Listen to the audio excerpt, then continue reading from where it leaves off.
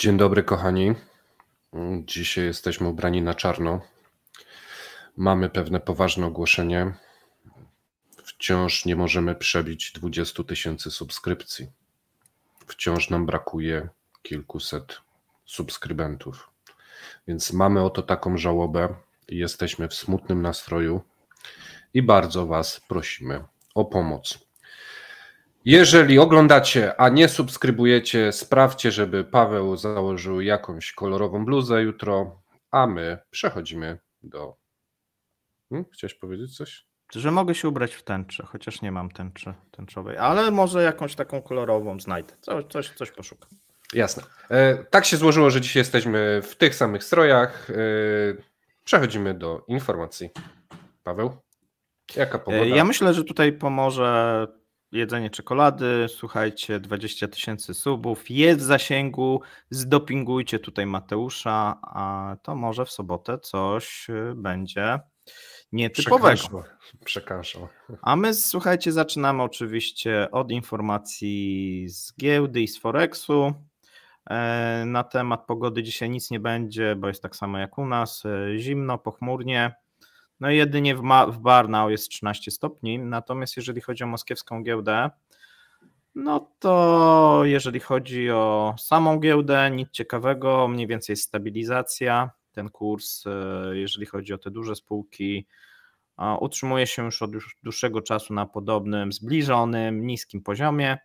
A jeżeli chodzi o Forexa, no to wczoraj były zmiany, no i były zwyżki.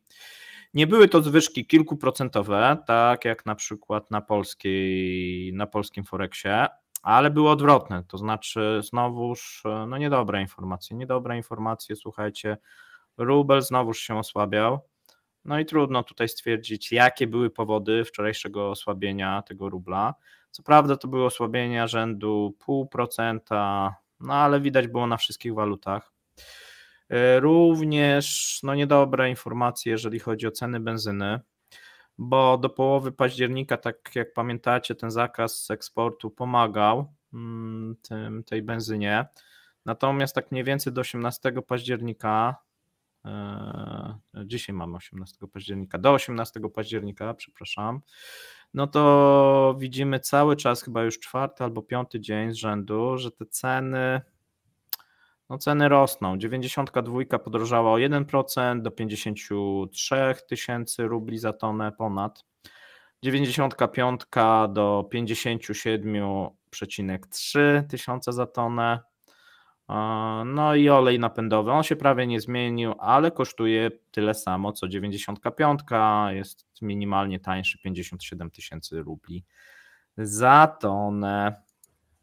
A dzisiaj, słuchajcie, zaczynamy od dosyć ważnej informacji, nietytułowej, bo mamy ciąg dalszy afery kurczakowej. Tutaj prosiliście, żebyśmy monitorowali sytuację, monitorujemy ją dla Was. Mamy informacje na temat zaginionych piersi z kurczaka i tym razem z obwodu królewieckiego, ponieważ wzrost cen mięsa drobiowego w obwodzie królewieckim nastąpił. Jak tutaj pewnie część z Was słuchała i oglądała nas, no sporo wcześniej niż w pozostałej części Rosji, bo jest obserwowany, słuchajcie, już od miesięcy wakacyjnych, tak to zaczęło się pod koniec lipca, ta cała afera, a więc ja bym szukał korzeni tej afery gdzieś tam, bo od nich się prawdopodobnie wszystko zaczęło. Oficjalnie producenci podają, że wiąże się to m.in. ze wzrostem kosztów paszy. O tym poinformował współwłaściciel grupy firm Produkty Spożywcze Stefano Włachowicz w rozmowie z korespondentem Gazety Nowego Kaliningradu we wtorek, 17 października. Wymienił tutaj kilka powodów wzrostu cen pasz. Po pierwsze, no i to jest jak gdyby główny, w paszach istnieją składniki importowane i zmiana kursu walutowego mocno wpłynęła na cenę. Następnie tutaj wspominał, że pszenica i kukurydza są teraz 2 razy droższe niż powiedzmy 3 lata temu. No chyba tak nie jest do końca, no ale on tak twierdzi. Nie sprecyzował, o ile wzrosły ceny produktów drobiowych. Mówi, że sprzedają je po najniższej możliwej cenie. Jeśli natomiast nastąpi dalszy wzrost kosztów produkcji, to będziemy musieli przenieść je na nabywców. W przeciwnym razie nie będziemy w stanie nic produkować, powiedział współwłaściciel firmy. W tym samym czasie Anton Alihanow, to jest ten młody, sytuację z rosnącymi cenami kurczaków. Stwierdził, mamy plan, aby wprowadzić nowego producenta w regionie. Powiedział.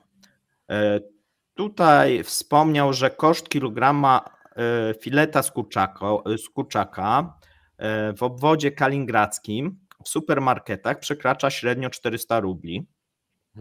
I tutaj chciałem zauważyć, że już od sierpnia przekracza, a w październiku, jeżeli spojrzymy na obecny koszyk, no to kilogram fileta waha się w promocji od 390 do standardowej ceny 460 rubli.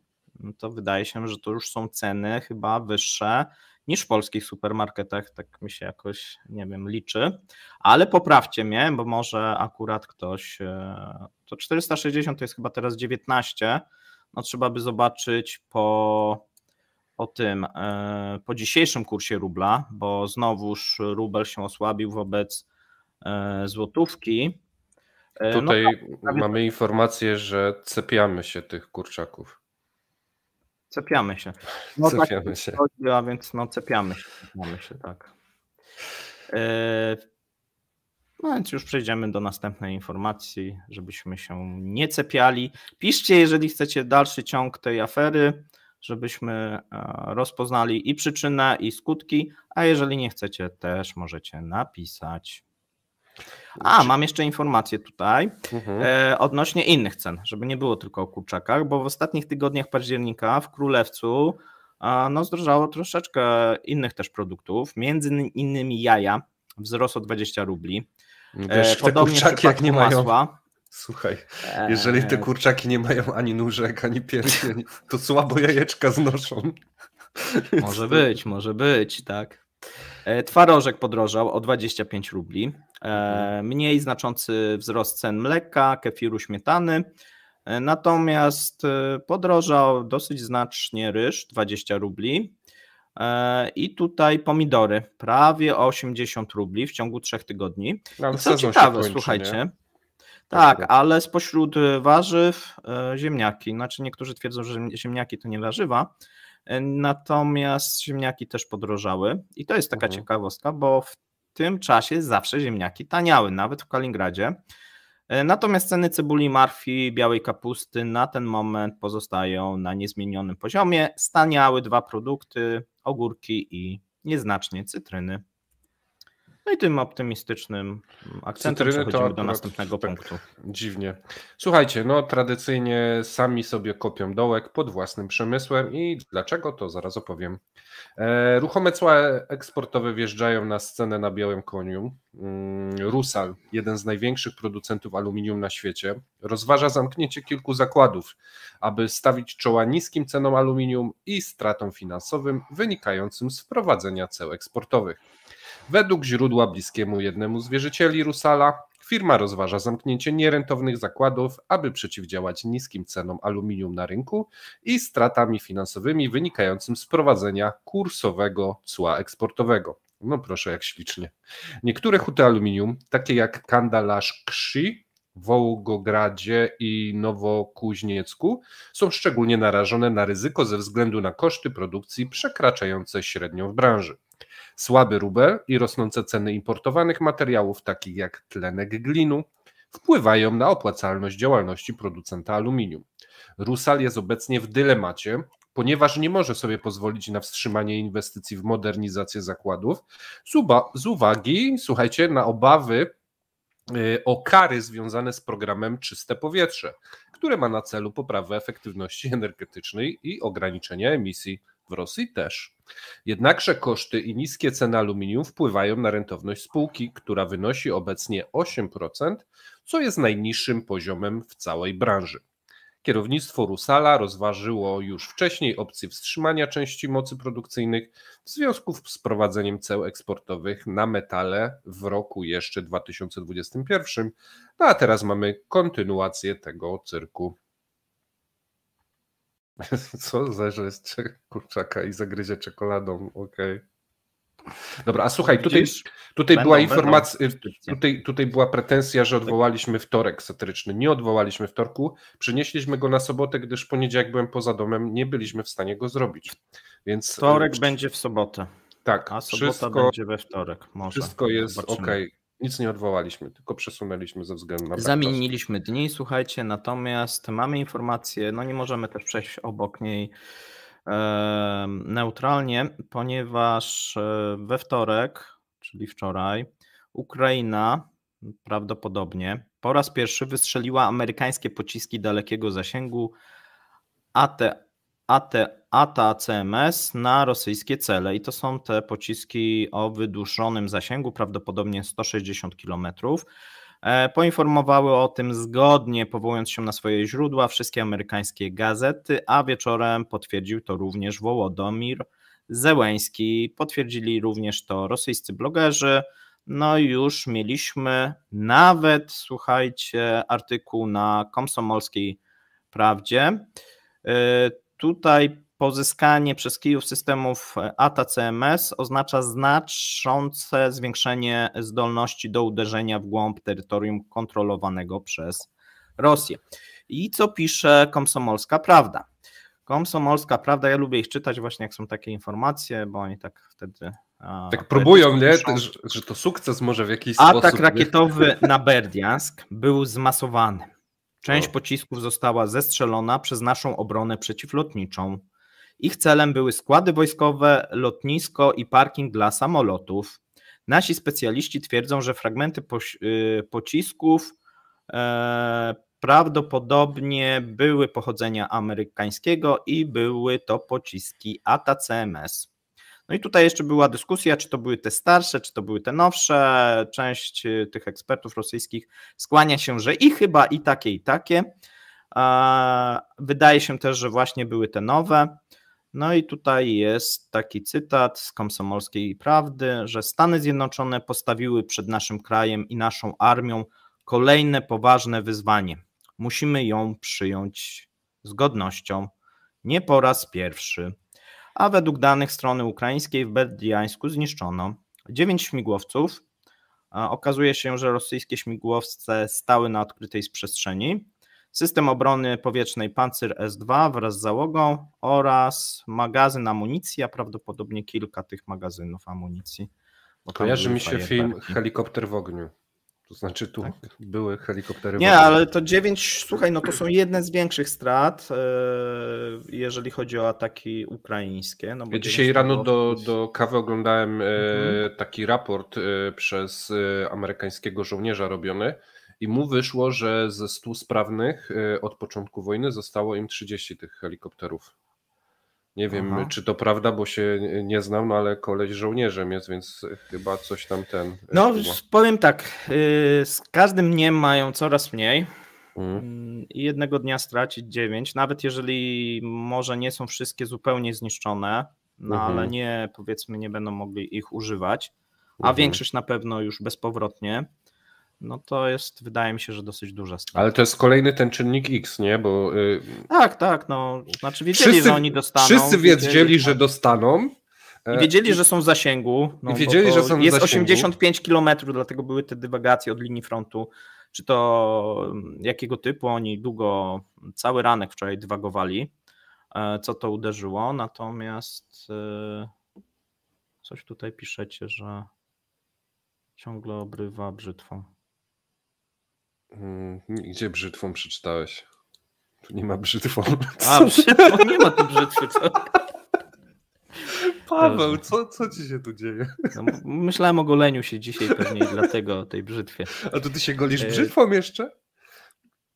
No oczywiście, a ty nie? Okej, nie. Ja się, jak widzisz, nie golę. Stary człowiek. Dlatego rzadko się golę. Dobrze, przejdźmy do następnej informacji już ze strony ropy naftowej. Słuchajcie, price cap na ropę kontratakuje.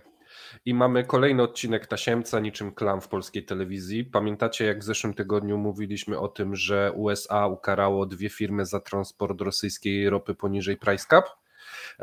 No i słuchajcie, jest efekt. Stawki frachtowe za transport rosyjskiej ropy z portów bałtyckich do Indii wzrosły o prawie 50% w związku z zaostrzeniem kontroli nad sankcjami armatorów współpracujących z rosyjskimi zasobami. Sankcje wprowadzone przez USA nałożone na 2 armatorów przewożących rosyjską ropę spowodowały wzrost kosztów fraktu na trasie ropy Ural z bałtyckich portów Primorsk i Ust-Ługa do Indii. Koszty wzrosły z około $4,5 miliona do około $7,5 miliona za podróż. No cóż, to nie są takie koszty na waćki. Dosyć duża podwyżka. Wzrost kosztów fraktu na rynku ropy może wpłynąć na plany Rosji dotyczące podniesienia cen swoich gatunków ropy. Rosnące stawki fraktowe, prowizje bankowe i ryzyko sankcji mogą skutkować większymi zniżkami na rosyjską ropę w porównaniu do benchmarku Brent, co wpłynęłoby na dochody Rosji z eksportu energii, czyli między innymi ropy. Mamy więc ciągłą walkę taką o to, aby Rosja na ropie zarabiała jak najmniej i Zachód jeszcze nie złożył broni. Wciąż trwa przepychanka, na pewno wrócimy do tematu jeszcze nie raz. To jest akurat temat, który ty lubisz, czy masz coś do dodania? Nie, ponieważ chciałem przejść do tematu związanego z wizytą Putina w Chinach. Ona się rozpoczęła wczoraj, dzisiaj jest drugi dzień wizyty, ponieważ prezydent poleciał do Pekinu na rozmowy z azjatyckimi przywódcami i też europejskimi przywódcami, znaczy jednym europejskim chyba, no i może nie przywódcą, no ale tak go nazwijmy. Tutaj miał się spotkać głównie z prezydentem Xi. Natomiast w Pekinie rozpoczęło się międzynarodowe forum Jeden Pas, Jedna Droga. W spotkaniu miało wziąć udział przedstawiciele 140 krajów. Prawdopodobnie tych krajów mniej przyjechało, przedstawicieli tych krajów mniej. Natomiast ile Chińczycy nie informują. Będziemy to jeszcze sprawdzać, ile dokładnie przyjechało.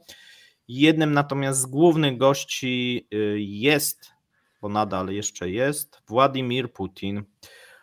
Program prezydenta, tak jak powiedzieliśmy, został zaplanowany na 2 dni, czyli wczoraj i dzisiaj. W tym już się odbyła rozmowa prezydenta z prezydentem Xi. I tu ciekawostka, pomimo tego, że zapomnieliśmy już chyba prawie wszyscy o koronawirusie, Chińczycy nie zapomnieli i nadal się go boją. W związku z tym wszyscy uczestnicy forum musieli zdawać testy po kilka razy dziennie. Władimir Władimirowicz spotkał się w międzyczasie z prezydentem Wietnamu, z przywódcą Węgier, z premierem Tajlandii, z prezydentem Mongolii, z prezydentem Laosu i z premierem Pakistanu. Dzisiaj spotkał się również z przywódcą Chin. Po spotkaniu z premierem Węgier doszło do poważnej różnicy zdań.